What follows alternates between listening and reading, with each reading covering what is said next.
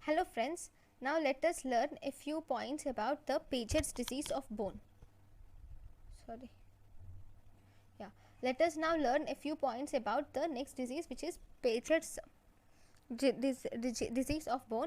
It is in metabolic diseases of bone in orthopedics. So what is Paget's disease of bone? Paget's disease of bone has increased activity of osteoclasts. See, Paget's disease of bone is like a circular process. The things in Paget's disease of bone go around in a circular process. That is, first you will have, this is the bone. In the beginning you will see the bone. Okay, this bone undergoes, first this will undergo resorption, and thus it increases osteoclastic activity of the bone. First and foremost, there is increased osteoclastic activity of the bone. Okay, once there is increased osteoclastic activity of the bone, now what does the bone try? The bone try to decrease this activity, and during this process of trying to decrease the osteoclastic activity, it increases the osteoblastic activity to such an extent that the osteoblastic activity becomes more than the normal values. So you have two different things. One, you have, first stage is you have only osteoclastic activity. Second stage is you have both osteoclastic activity and osteoblastic activity going simultaneously together. Then in third phase you have only osteoblastic activity. Okay, so in the first phase there will be increase in osteoclastic markers like I don't remember properly, but anyways, all the osteoclastic activity markers are increased in the first part. Okay, in the second, both of them are almost normal, whereas in the third stage mostly osteoblastic activity are increased. Osteoblastic activity markers like procollagen, okay, all those are increased, procollagen 1A and 1C and 1N, whereas in osteoclastic activity are telopeptides of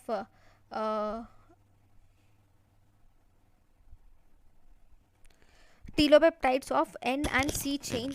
Okay, and other osteoclastic activity markers like deoxypyridinolin, hydroxyproline and hydroxylysine, tartrate resistant acid phosphatase.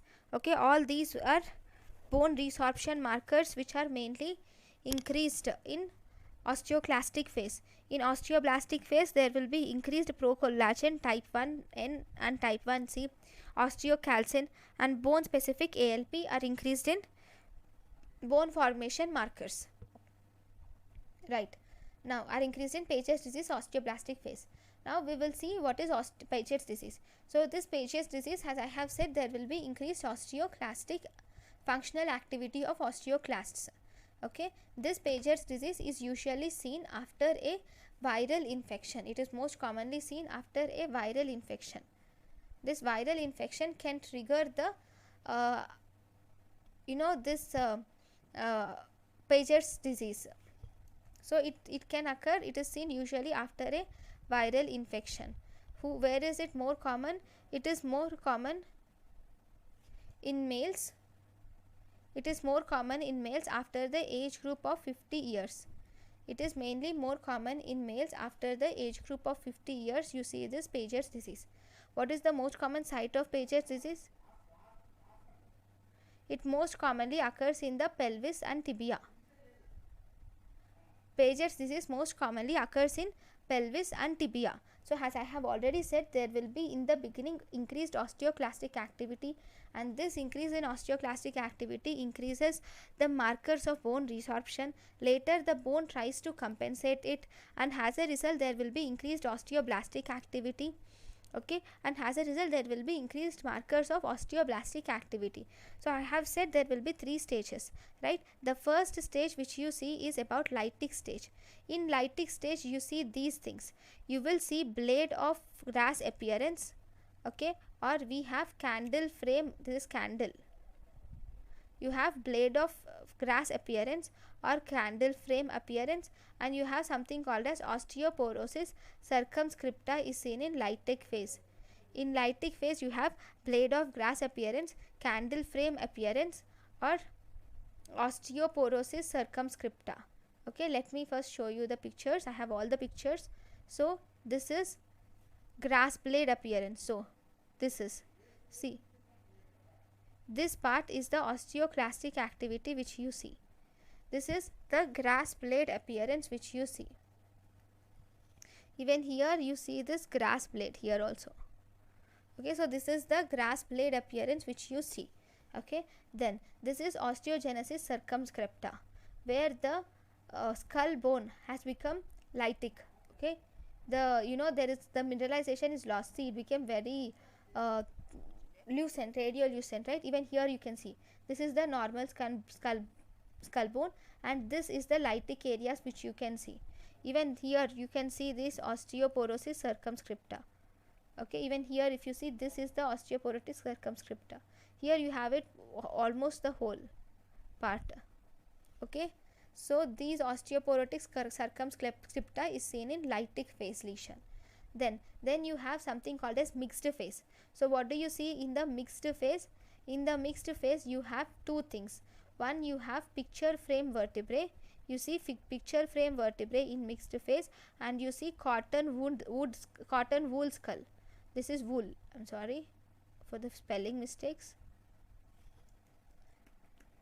So there is cotton wool skull, okay, and picture frame vertebrae. So if you see, this is the cotton wool skull. Isn't it looking like a cotton wool?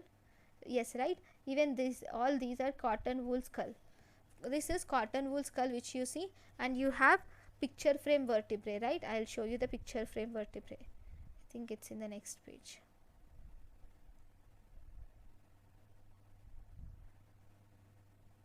Oh, I think I didn't have them. Okay, I have downloaded the picture, just a minute. Okay, then we have picture frame vertebrae, which I'll show you the picture in a minute.